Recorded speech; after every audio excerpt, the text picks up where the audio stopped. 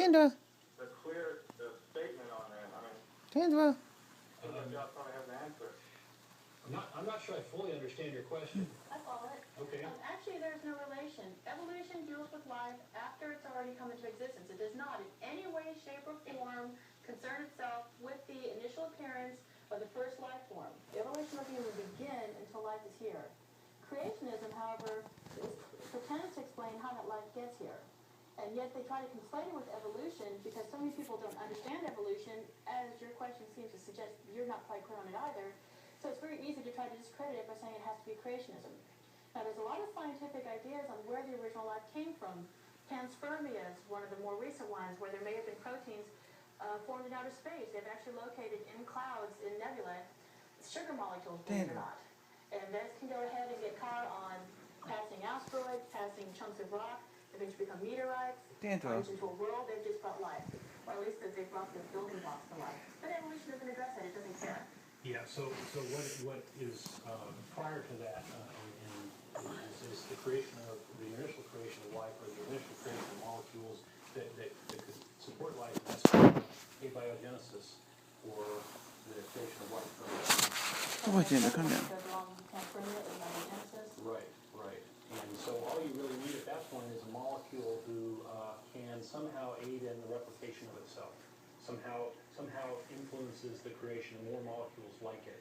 And there's been quite a bit of work done on that, and that's pretty solid. But nobody seems to pay much attention to that. Right. Yeah. Go ahead. Yeah, because I believe exactly what you're talking about how, it only takes like one molecule to land on anywhere and begin to try to adapt to surroundings.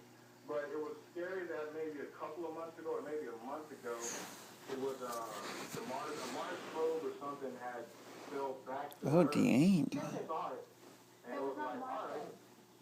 Yeah, but I mean, if there were like molecules on that, like if they somehow evolved, I mean. Yeah, potentially over billions of years. So, Yeah, I was just like pondering that. Right now we have on the Earth just a vast richness of various chemicals and things. So I would be very surprised if we got anything new from outer space. Now, if we had life evolve on some other planet or some other place in its own direction, then that could potentially be contaminated. But we should stress that the probe which fell to the Earth was the Genesis probe, and it had nothing to do with Mars. That was out to collect the solar wind. All it had was photons, basically, electrons. It did not have any proteins or organic molecules on it, except for what may have glommed onto it in normal space travel, which means they're already on Earth anyway, because we're constantly being bombarded by dust. Yeah. So there was never any concern about that. And they do take precautions about that when they brought back rocks from the moon and such. Mm-hmm. They've taken some big precautions to keep things separate. Anything else? Pretty much summed up everything. Okay. All right. Well, thank you. Thank you for calling. Have a good day.